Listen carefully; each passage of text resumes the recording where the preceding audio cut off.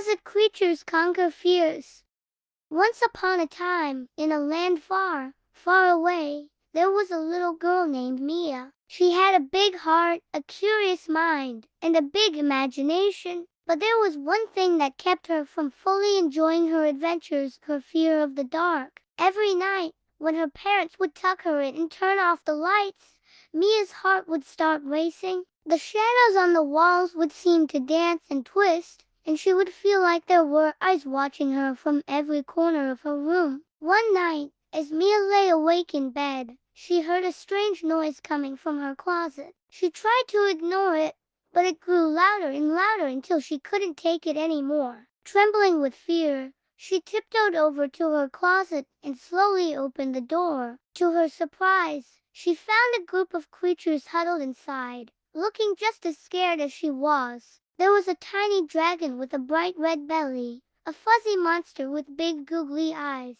and a small blue creature that looked like a cross between a bunny and a bear. "Who are you?" Mia asked, her voice barely above a whisper. "We're the closet creatures," said the dragon. "We live in the dark corners of closets and protect children from their fears." Mia was amazed. She had never heard of such a thing before, but as she looked at the creatures, she realized that they were just as scared as she was. "Why are you afraid?" she asked. "It's our job," said the fuzzy monster. "We have to keep children safe. But sometimes we get scared too." Mia thought for a moment. She knew what it was like to be afraid, but she also knew that sometimes you had to face your fears to overcome them. "I have an idea," she said. "What if we all faced our fears together?" The closet creatures looked at each other, unsure, but Mia was determined. "We can do it," she said. "I'll help you, and you can help me." And so, with Mia leading the way, the group set out to conquer their fears. They explored the dark corners of her room, finding hidden treasures and silly surprises along the way.